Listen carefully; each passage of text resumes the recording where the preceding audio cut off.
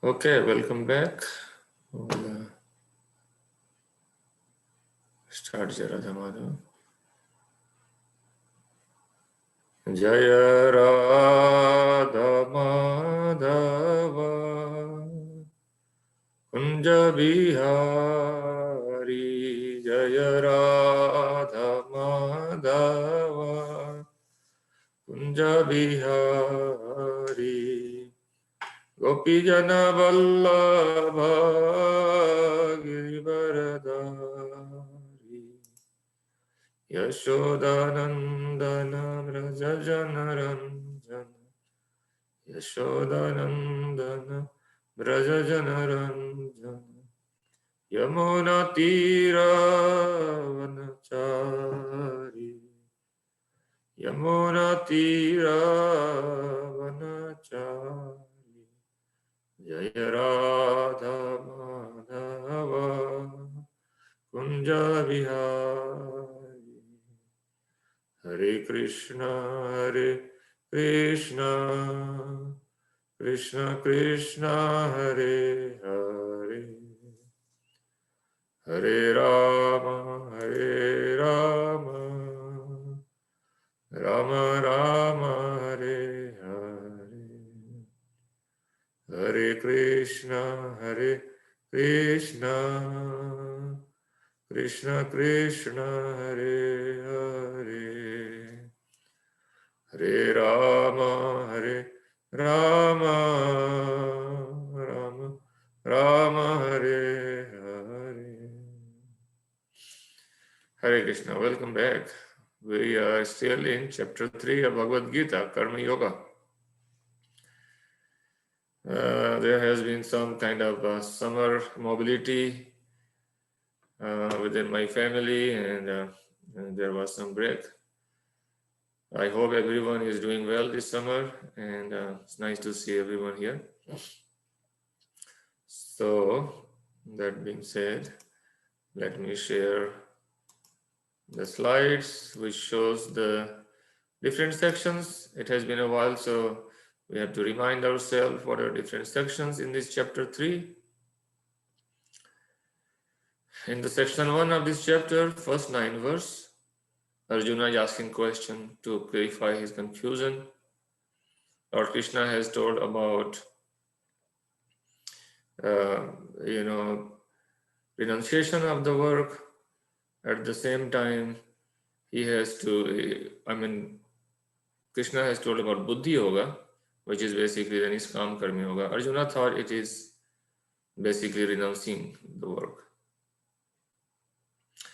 So he thought, okay, you are telling to act, at the same time you are telling to kind of renounce what actually you want to, what is your intention, what you're trying to convey here. From verse 10 to verse 16, Lord Krishna started telling about moving from karma kandas. Everyone is trying to become happy. So Lord Krishna tells in this section that in the beginning, I created the system where the human being and the controller of this material world. So Krishna has different managers of different departments, different ministers, you can say.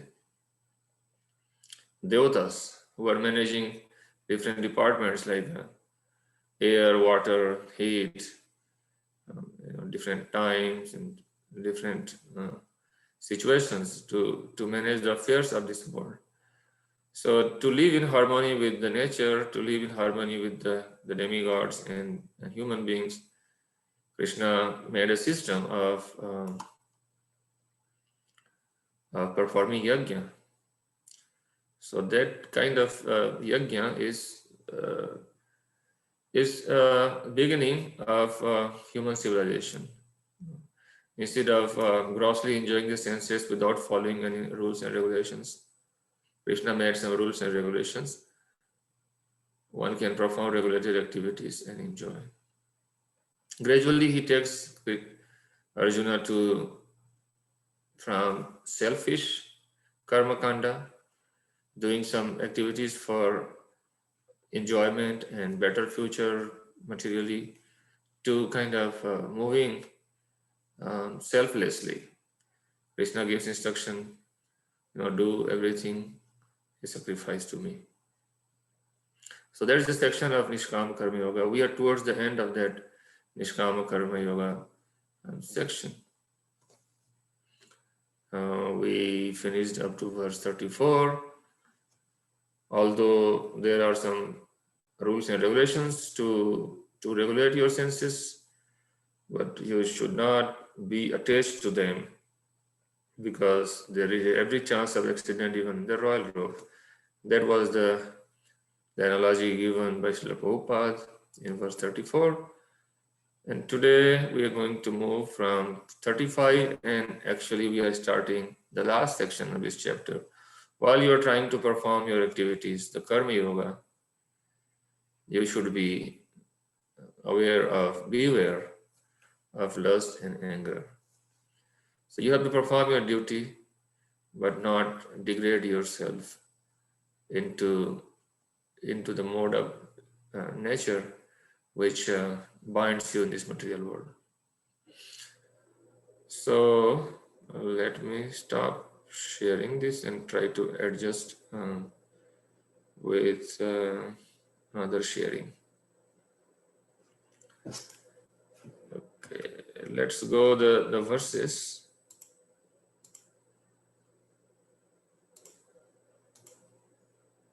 We can just read the translations of these verses now, and I will show you some more slides, and then we will have a full reading of the section.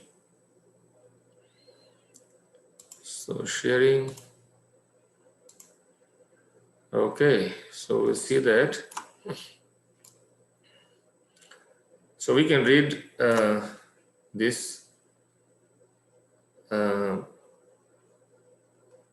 Let's say we can read the translation from verse 31. Okay, so verse 30 was the conclusion. Well, we can read from 30. That's the conclusion from the last section, and now we can move. We can read all the translations. So I will read verse 30 and then request one by one each of the participant here to read one translation. So verse 30, therefore, O Arjuna, surrendering all your works unto me, with full knowledge of me, without desire for profit, with no claim for proprietorship, and free from lethargy, fight. So this is Krishna's instruction. Srila Prabhupada says that this is the purpose of Bhagavad Gita. They surrender all our activities unto Krishna, with full knowledge of our relationship with Krishna, that everything belongs to Krishna. I myself belong to Krishna. The work belongs to Krishna. Krishna is the proprietor. So the fruit of the work, the result of my work also belongs to Krishna. Therefore, I should not desire for any profit for myself. And I should not claim the proprietorship. I am not the owner of this, any of these things. So if I know that, then I can work sincerely, but at the same time I should not be lazy.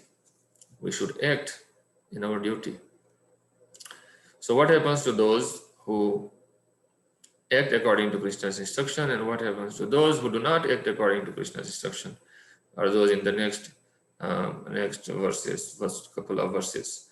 So let's see, someone can volunteer read 31 and 32 together.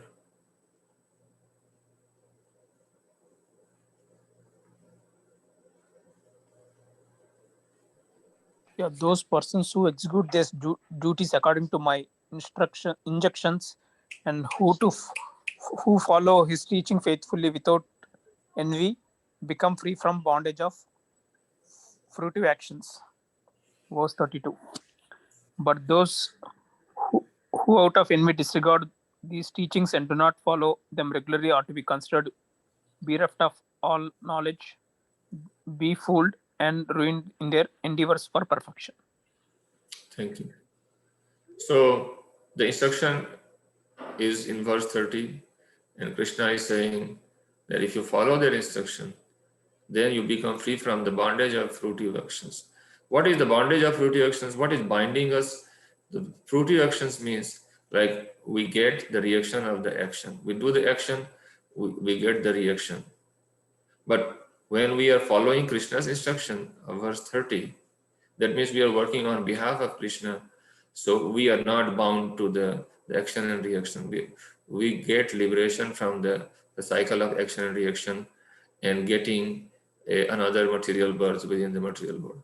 Because of the reaction we get for any action, to suffer or to enjoy that reactions, we have to come back in material body, in different species, not necessarily human body, but whatever species, according to our activities, our desires, we may get the next body. But when we follow Krishna's instruction, there is no, there is no bondage, not binding to the material world, but we get back to the spiritual world. Okay, so let's see 33. I think Tanvi, you are unmute. Can you read 33?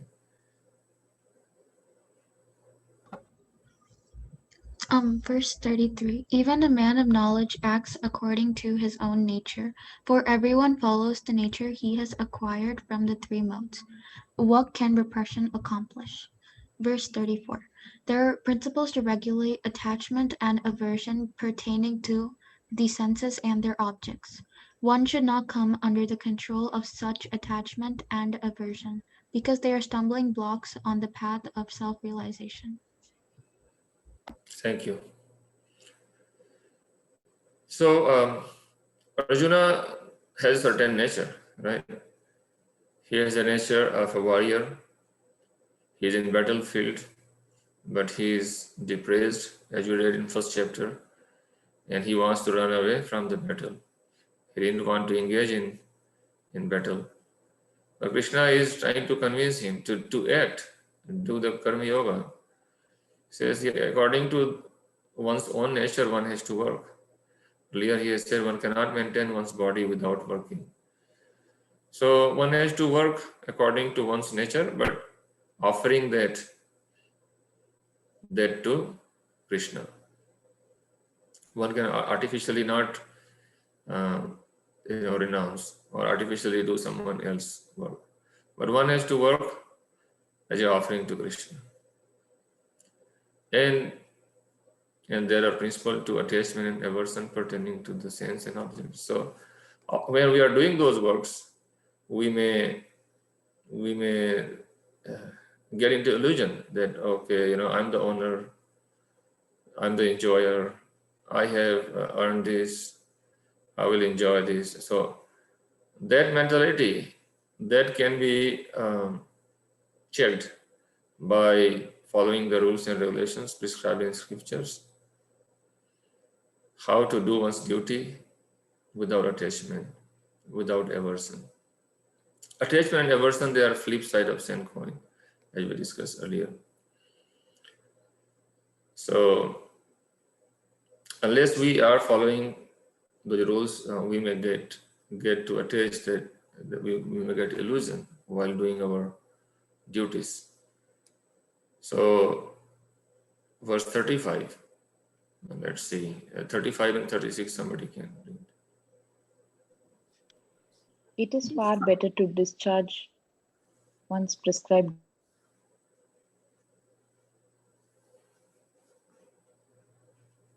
Sorry, we can't hear you, or am I disconnecting? Or Performing one's own duty is better than engaging in another duties, for to follow another path is dangerous.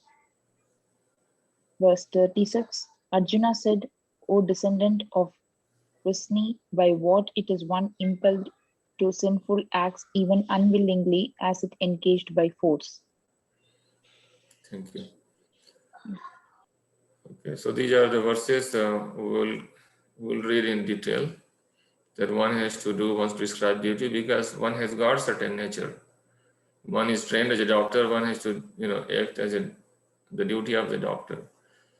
The doctor cannot suddenly do the other's duty. If the doctor does not do one's duty, then it's It's in other places it is said that it is sinful not doing one's duty, right? In chapter 2 we learn you are trained for doing something but you are not doing, so it is not good. We'll share some more slides on that. So why somebody is not able to be regulated? Why, although I know that I should be regulated, I should be doing my duty, these are the prescriptions by Krishna, I should offer these things, all my activities, all my results of the activities, I have to offer my whole life to Krishna, I have to go back to Godhead and all those. But we may still be attached to certain habits. So why one gets inclined to do some sinful acts, even though one wants to do some good activities, sometimes one ends up in undesirable activities. So this is very interesting section. Arjuna wants to clarify that. Yeah, I want to do what you're saying, but I'm not able to. So what is that forcing me? And Krishna gives very nice answer, and all these questions leading up to the end of this chapter is very, very nice section. Okay, let's see another volunteer, another couple of verses.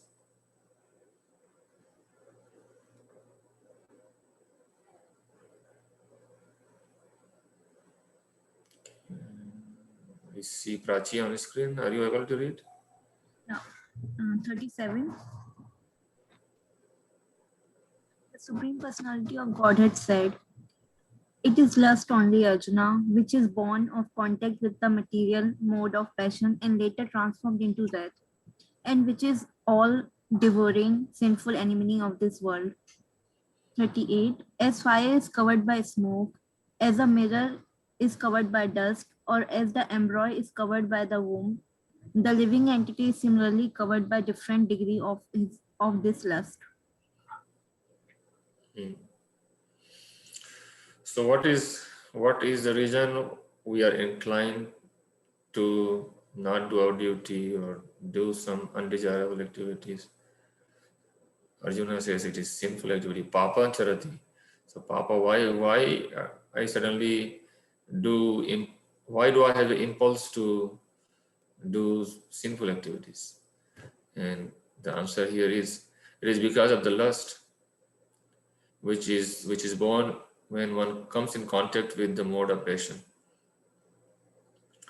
If it is not checked, then it gets degraded into anger, and which is, Krishna says, it is all devouring sinful enemy of this world. There are different degrees of lust, different examples given there. Srila Prabhupada will explain, mirror the example of the embryo covering the womb. Embryo is covered by womb, and living entity is covered by different degree of lust. Fire is covered by smoke. So Prabhupada gives a detailed analogy. What is the meaning of those, about those coverings? Okay, somebody can read 3940. I think Aditya, you have not read.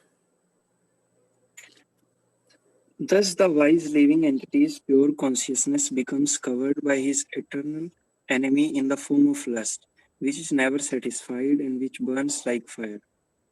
Text 40. The senses, the mind, and the intelligence are the sitting places of this lust. Through them, lust covers the real knowledge of the living entity and bewilders him. Go ahead and read. Is there somebody who has not read any verse? Okay. Yeah, Deepa Mataji, can you? Yeah, I'll read. Text 41. Therefore, O Arjuna, best of the Bharatas in the very beginning curb this great symbol of sin, bracket lust, by regulating the senses and slay this destroyer of knowledge and self-realization. Text 42. The working senses are superior to dull matter. Mind is higher than senses. Intelligence is still higher than the mind, and he bracket the soul is even higher than the intelligence. Please go ahead and finish the last verse. Text 43. Thus knowing oneself to the transcendental, to the material senses, mind, and intelligence. O mighty armed Arjuna, one should steady the mind by deliberate spiritual intelligence, bracket Krishna's consciousness, and thus by spiritual strength conquer this insatiable enemy known as lust. Thank you so much. So that's the last section of this chapter in translation. We'll go more in detail each verse and purport. Today, I think we can read up to 39. That will be a good achievement. And then we'll finish it next week, hopefully, the remaining verses. So let me go back to this verse 35.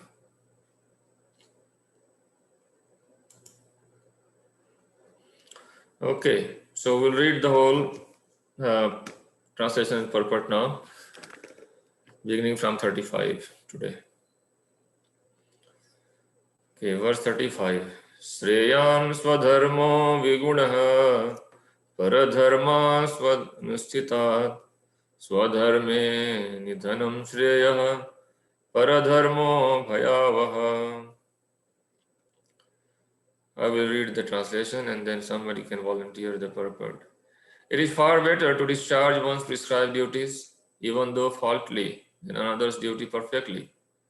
Destruction in the course of performing one's duty is better than engaging in another's duty, for to follow another's path is dangerous. Paradharma bhayavaha. Purport, somebody can begin. I see Deepa Mataji, you are first on my list, so you can begin, I think. Okay, one should therefore discharge his prescribed duties in full Krishna consciousness rather than those prescribed for others. Materially prescribed duties are duties enjoyed according to one's psychological conditions under the spell of modes of material nature. Spiritual duties are as ordered by spiritual master for the transcendental service of Krishna.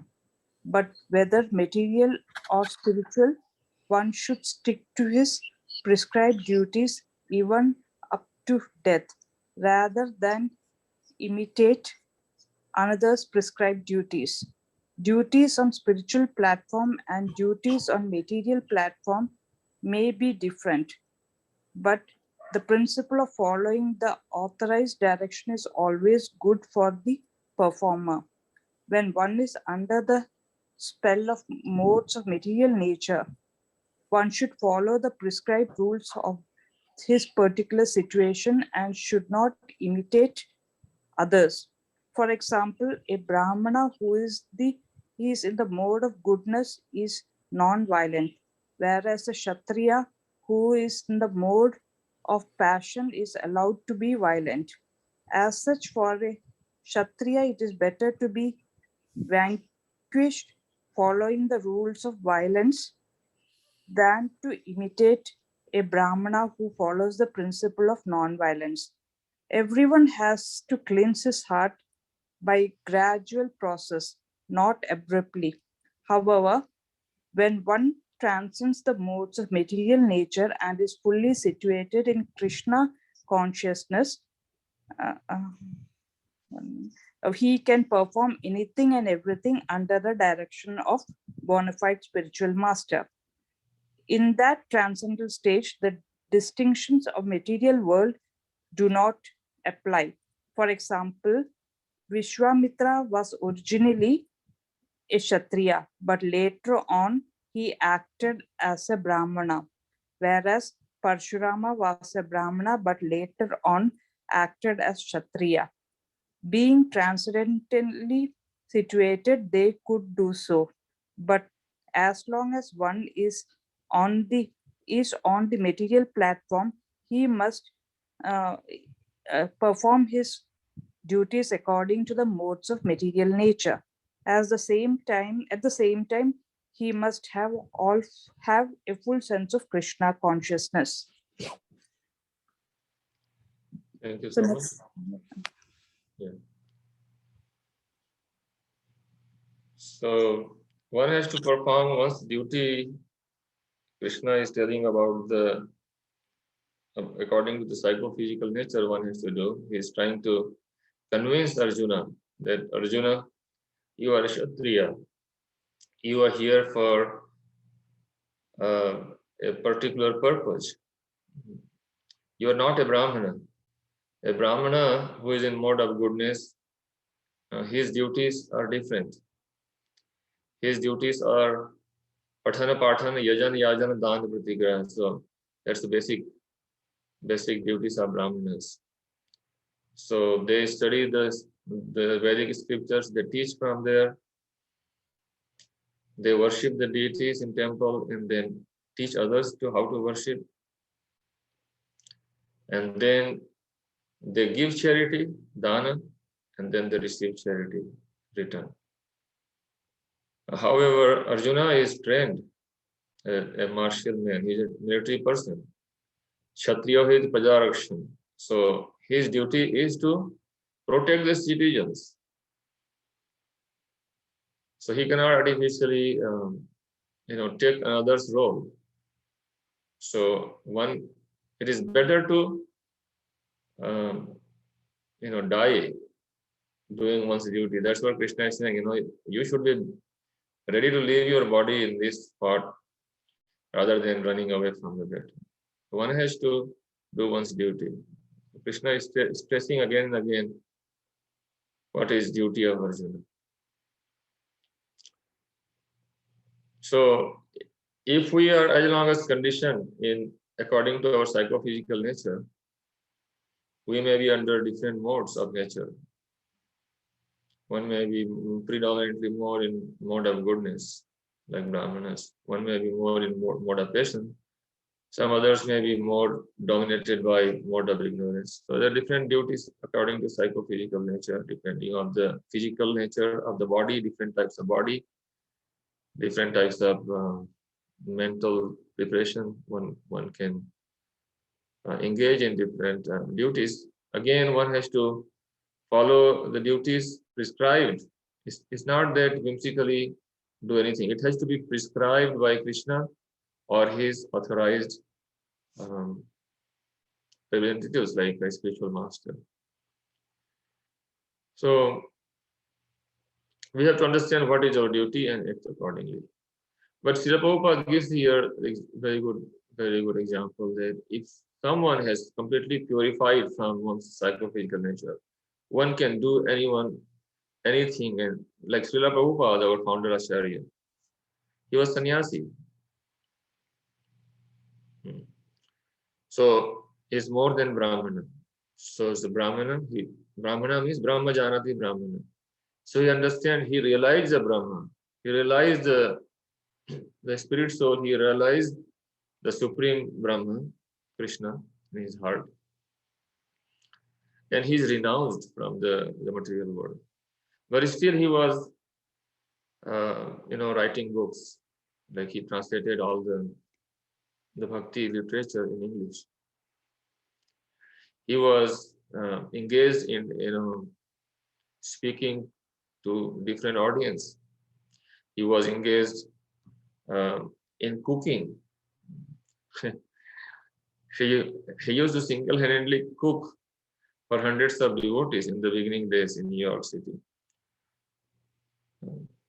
Sannyasis, they are not involved in any marriage ceremony, but because in Western countries,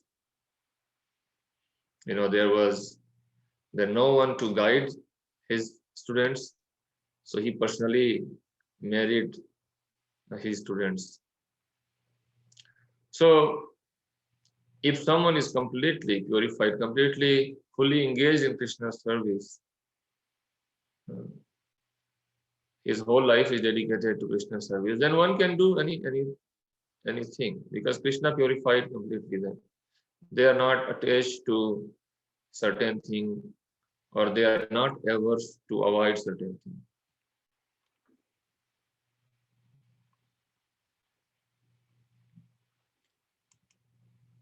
Any question on that one before we move to the Arjuna's question?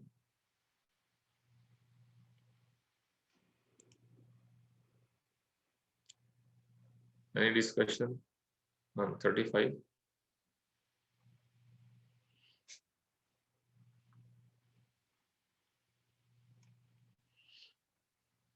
Okay, it seems everybody is very clear about what Prabhupada has explained in purport and what Krishna wants to convey to us. So let's move on to verse 36. Now Arjuna is asking question. Arjuna uvacha athakena prayuktoyam papam charati purushah anichan api varsneya baladiva niyojitah. Translation. Arjuna said, O descendant of Vrishni, by what is one impelled to sinful acts, even unwillingly, as if engaged by force? Tanvi, can you read? Yes, sir. A living entity as part and parcel of the Supreme is originally spiritual, pure, and free from all material contaminations. Therefore, by nature, he is not subject to the sins of the material world. But when he is in contact with the material nature, he acts in many sinful ways without hesitation, and sometimes even against his will. As such, Arjuna's question to Krishna is very sanguine as to the perverted nature of the living entities. Although the living entity sometimes does not want to act in sin, he is still forced to act. Sinful actions are not, however, impelled by the super soul within, but are due to another cause, as the Lord explains in the next verse. Thank you so much. So, in Christianity, say every man is born sinner, right? And you are sinner and all those. But here, Srila Prabhupada clarified that everyone is born pure. Everyone is part and parcel of the Supreme.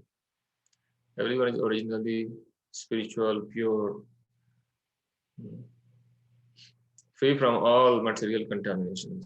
There is no selfish desire. Material contamination means wanting something for myself, not planned by Krishna. If I act according to Krishna's plan, for which he has assigned me to be here, then I'm acting purely. But if I am wanting something other than what Krishna's plan is, let's say suppose I am a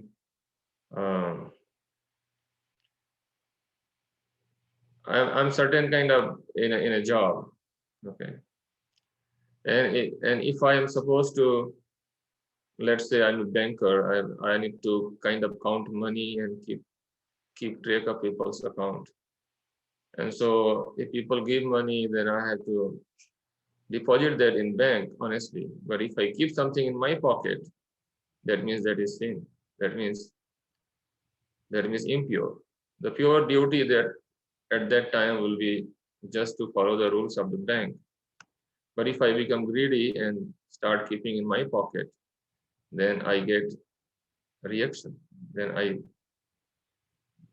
I'm behaving unwanted behavior as per the bank, my employer's rules.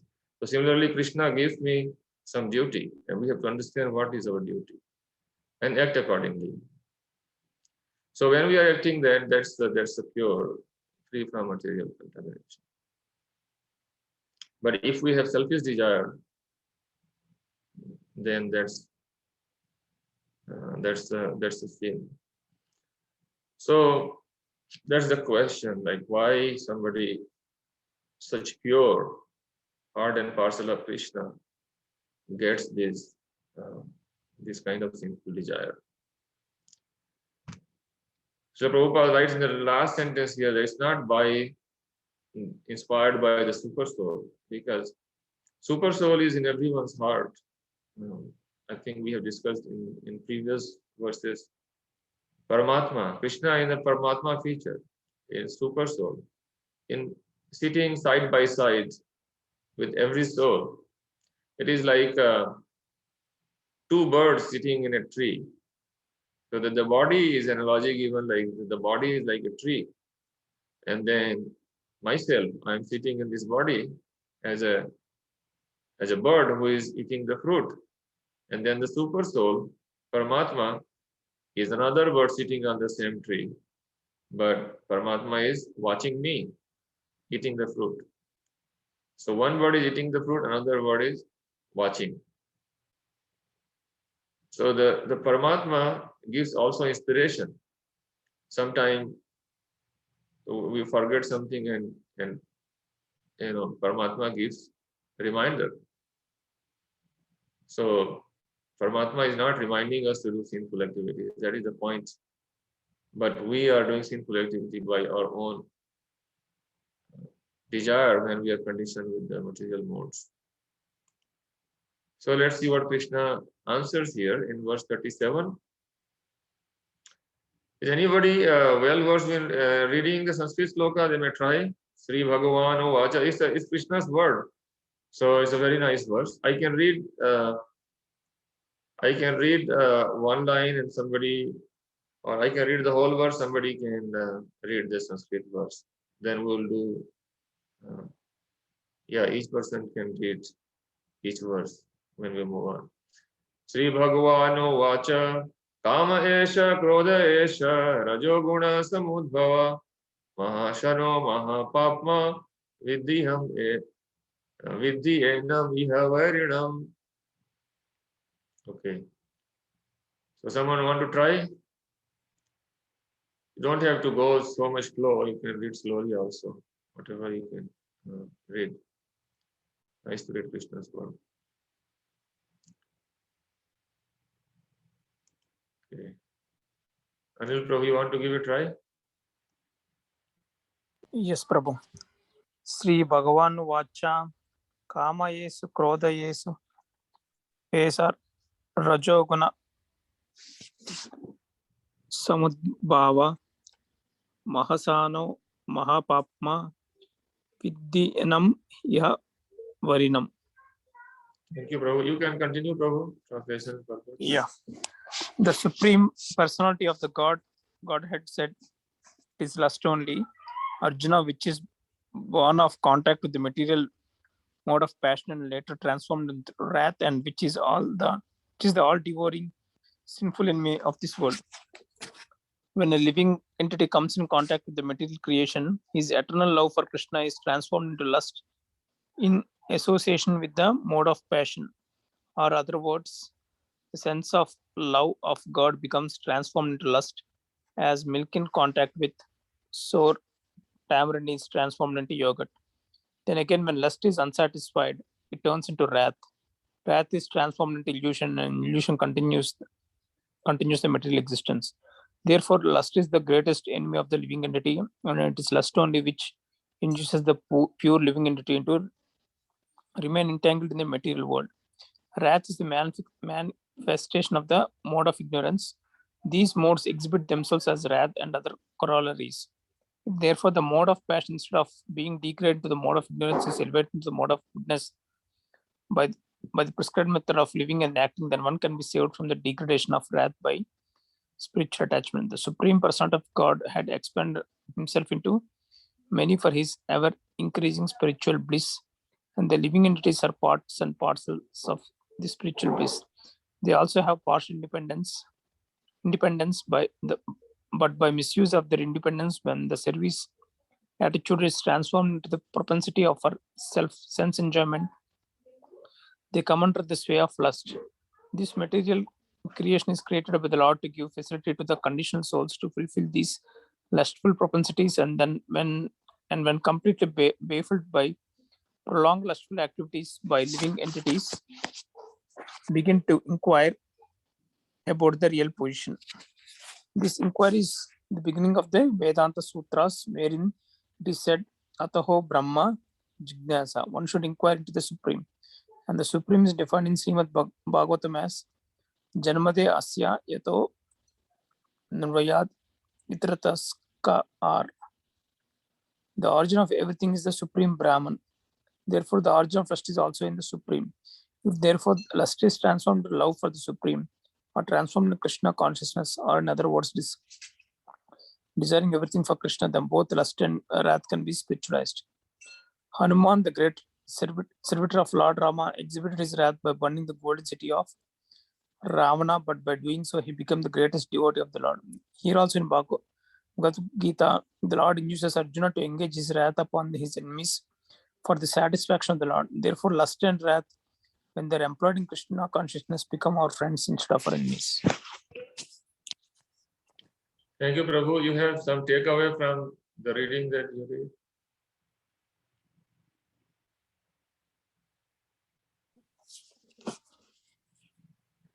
Can you repeat?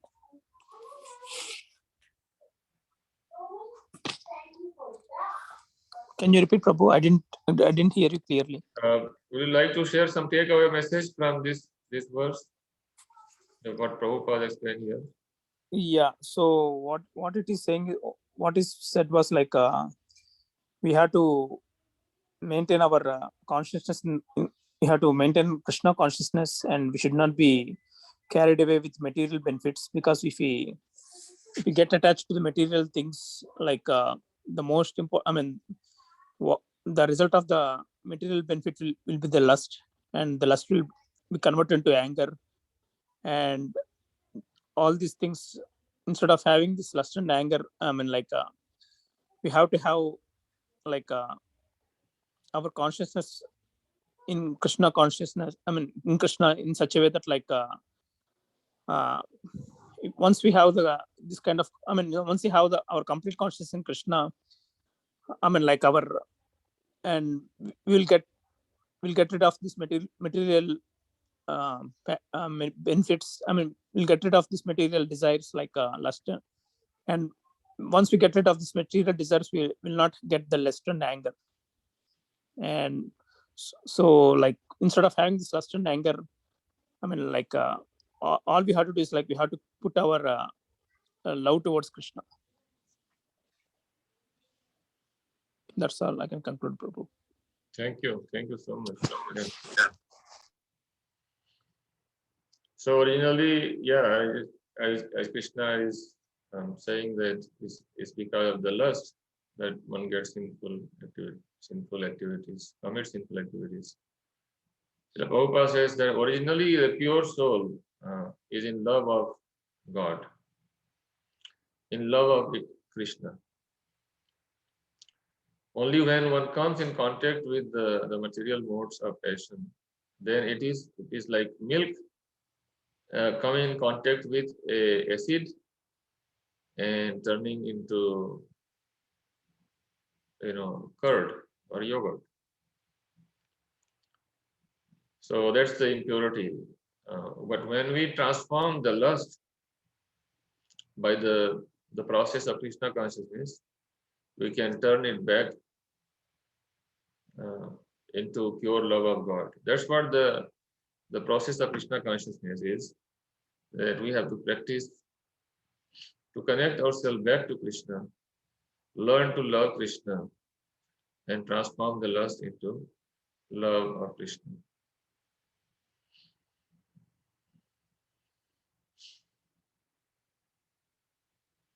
How to use our lust and anger? Everything can be offered to Krishna. Like Hanuman used anger. Like Arjuna is being instructed by Krishna to use his. I mean, one cannot fight without being angry, right? So he says that you have to use your anger to serve Krishna. Hanuman served Lord Ram. Arjuna is going to serve Krishna by fighting in the battlefield. So anything we have, everything comes from Krishna. All the qualities we have got, all the psychophysical nature we have, everything comes from Krishna. So we have to use everything in Krishna's service. Okay. Let's see. Verse 38. Now, how one gets covered by this lust is answered by Krishna here. Dhumena avrityate vahnir yatha darsho malena cha yathol yathol vrito garbhas tatha tenedam avritam. Okay. Somebody wants to try Sanskrit verse?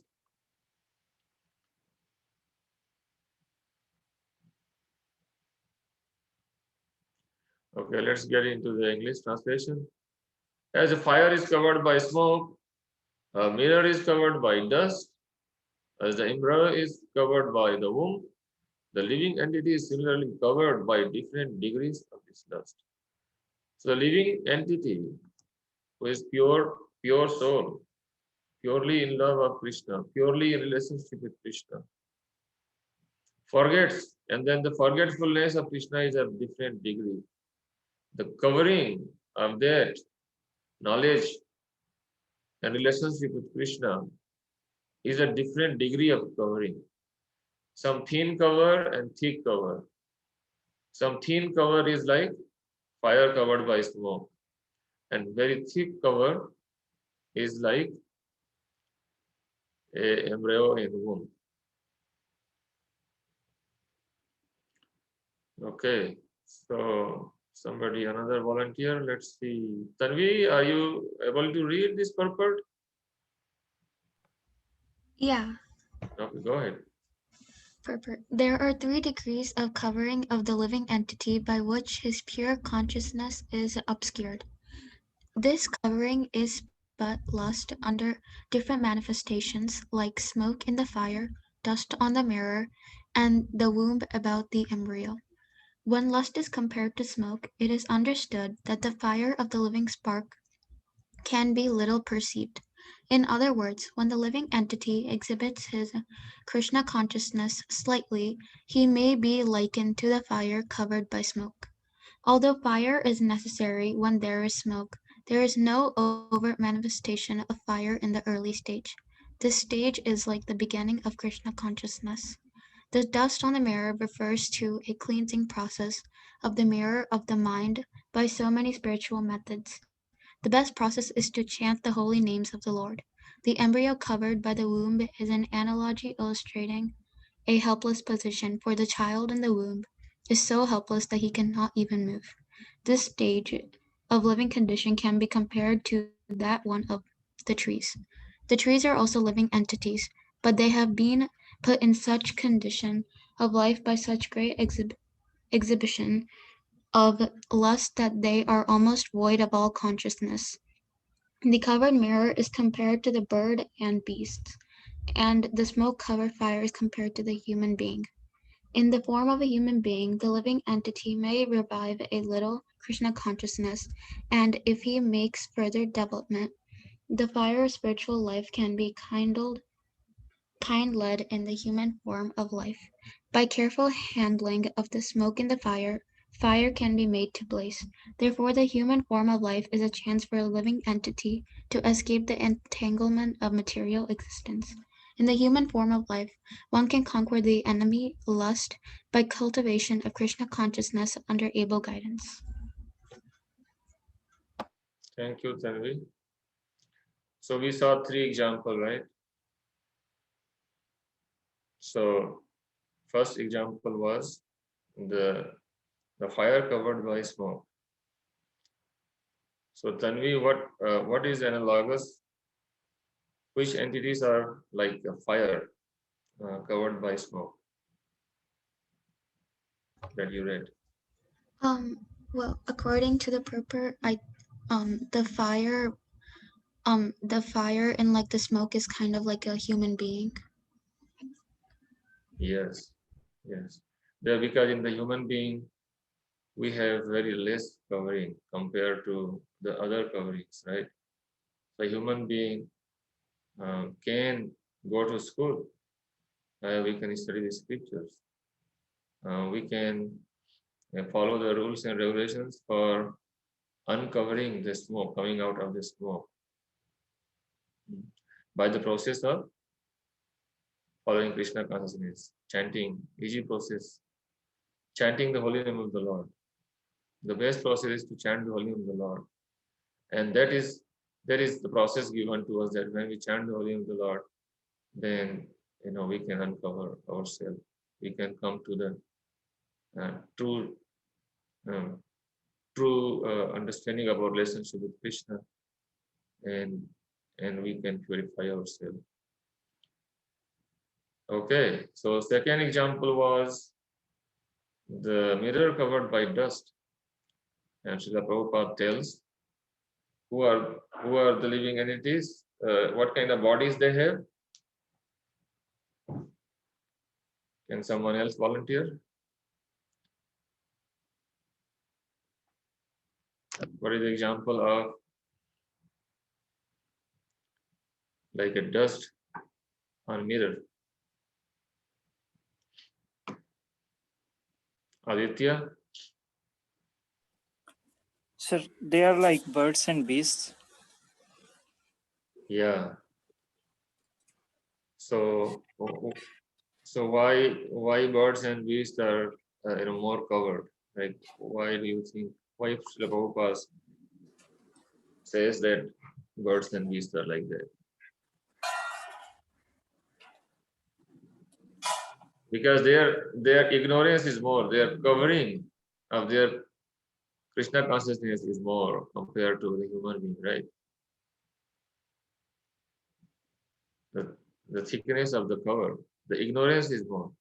So what is covering us is ignorance, the ignorance of Krishna, ignorance of our relationship with Krishna. A human being can easily be taught to be established in our original relationship with Krishna. Animal is hard to teach them. And then last example is the embryo covered by womb. It's a very helpless position. Yeah, it's very helpless. So what is compared? It is the trees, right? So one may think, oh, trees are in very, good in mode of nature, mode of goodness in all plants. But Srila Prabhupada makes us clear, I mean, he does not whimsically put anything. These are all in the scriptures.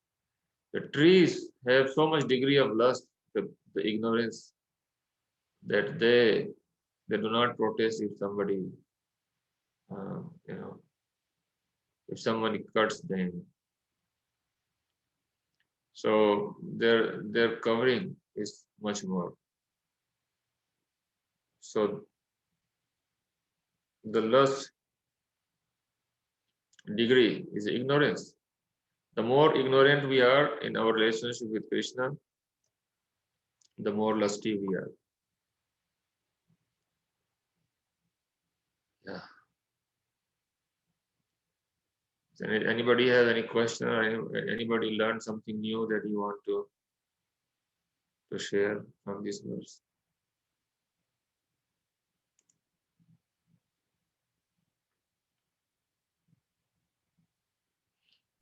Okay. Prabhu, Deepa here. I have one question. Yes.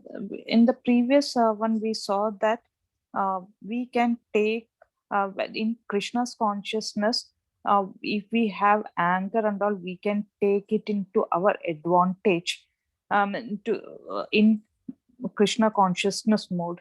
Can you just explain me a bit more? Like, basically, when we are in the Krishna consciousness, it is told that we will not have lust or anger. Whatever happens, it is based on Krishna's wish.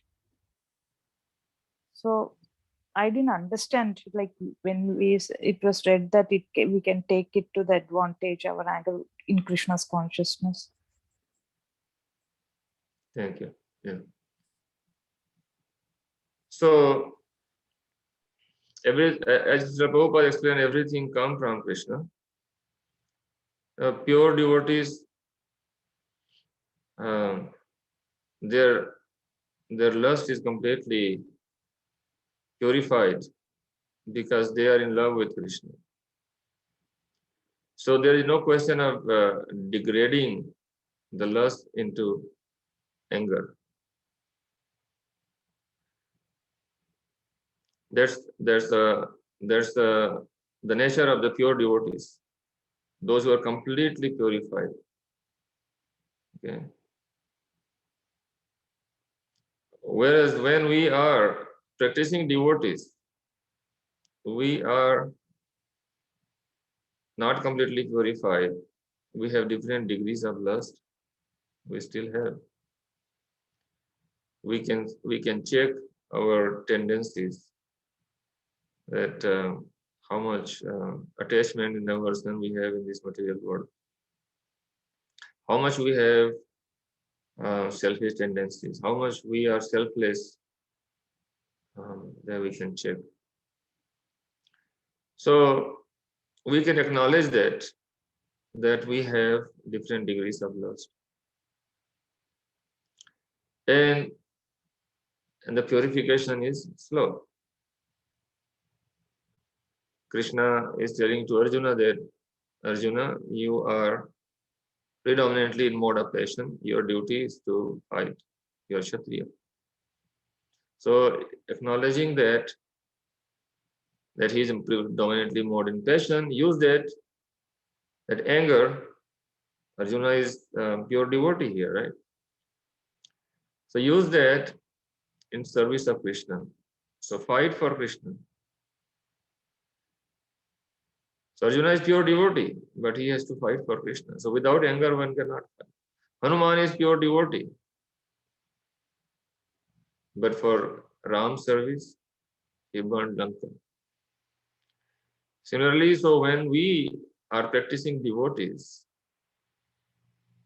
there are different situations.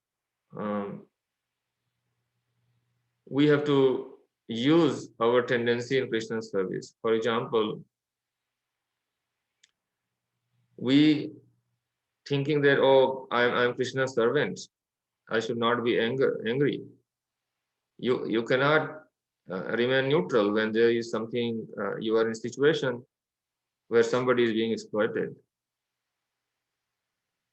If a child is being molested, or if someone is trying to harm somebody, that you have to show your anger and stop the criminal.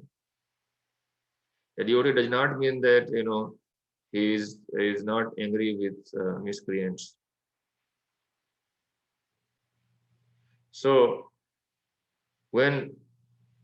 now if you go one stage higher, so if you see that somebody is blaspheming Srila Prabhupada, it is our duty with the reason and logic.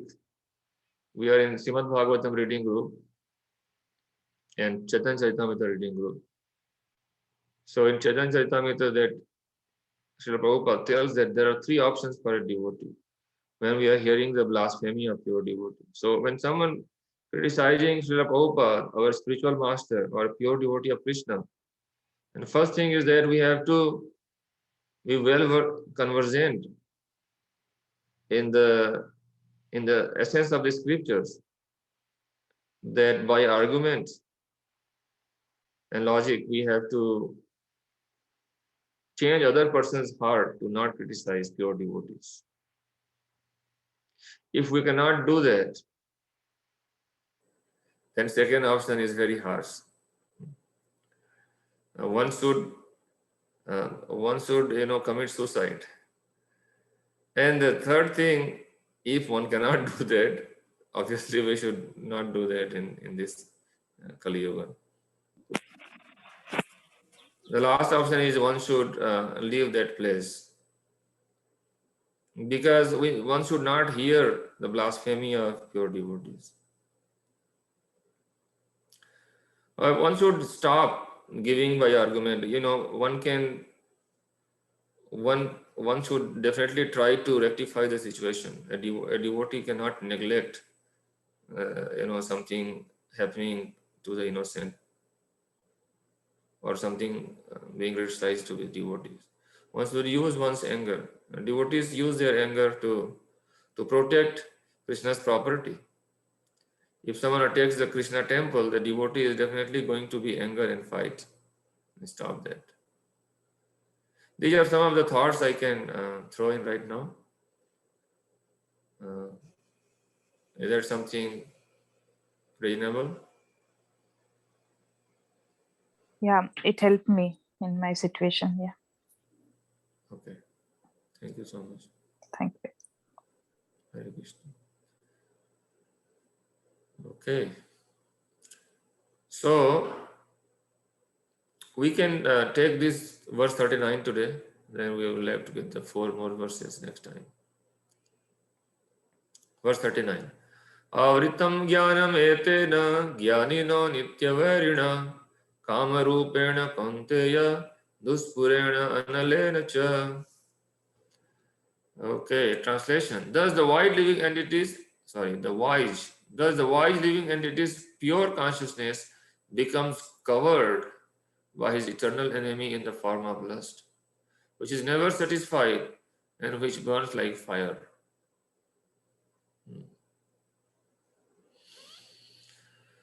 Okay, somebody else. Let's see who is in the list here. Swami Mataji, you want to read today? Yes, Ji. It is said in the Manusmriti that lust cannot be satisfied by any amount of sense enjoyment, just as fire is never extinguished by a constant supply of fuel. In the material world, the center of all activities is sex, and thus this material world is called Madhunya Agara, or the shackles of sex life. In the ordinary prison house, criminals are kept within bars. Similarly, the criminals who are disobedient to the laws of the Lord are shackled by sex life. Advancement of material civilization on the basis of sense gratification means increasing the duration of the material existence of a living entity. Therefore, this lust is a symbol of ignorance by which the living entity is kept within the material world.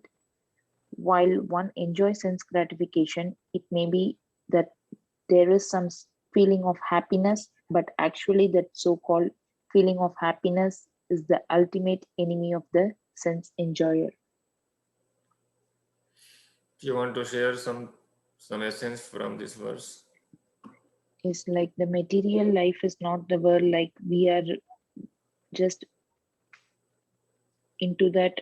We have to come out like happiness is just not the material, but even the Lord Krishna's consciousness is more happiness than material. Thank you so much. So because of the lust, we are bound to this material world, and which burns like fire. So Srila Prabhupada says that, like because you have a tendency of enjoyment, sense gratification, which is the most perverted here in this material world, is, the sex life. And so one is bound in this material world by this lust. And the more you try to pour, like, suppose you are trying to pour gasoline in fire, it is going to burn more and more. The more fuel you dump, and so by sense gratification, you cannot extinguish the fire, right? It will go on burning unlimitedly. The only remedy is to turn ourselves back to Krishna, turn the tendency of material enjoyment into spiritual enjoyment, getting the higher taste. That's what we learned earlier, that once we get the higher taste, then one can give the lower taste of this material world. So unless we get the higher taste, relish our relationship with Krishna, we are looking into material relationships. And because of that, we are bound in this material world. So we will continue this this theme next week, and I will complete this chapter.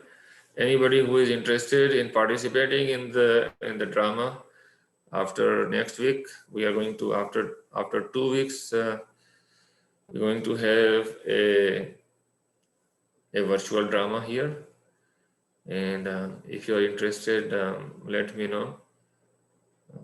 You can practice with Narayana Prabhu as we have done in the past.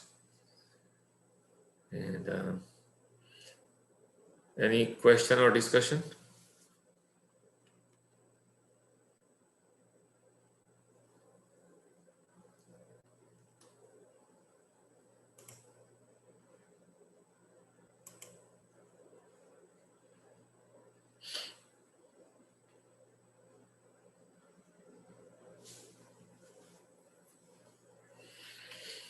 So anybody interested in the drama, participating, it's not that kind of you have to physically be somewhere. You can just be at your home, and they meet on a Zoom call, and you have to read or act on Zoom call and record yourself. And I think they mix all in one presentable virtual drama they present. So it may take a couple of meetings for you guys to practice, and then you can present on the theme of this chapter, Karma Yoga. Okay. So you can, if you are in that WhatsApp group, you can message me, or you can message Narayana Prabhu. If you're not ready, take a couple of days to think about it, and you can do it. Okay. Anything else anybody want to share before we end today's session?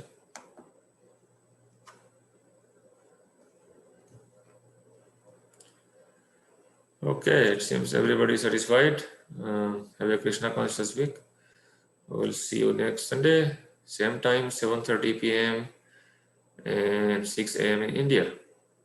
Hare Krishna, Hare Bol. Hare Krishna. Thank you. Hare Hare Krishna ji. Krishna. Hare Krishna. Hare Krishna. Krishna, sir. Hare Krishna ji.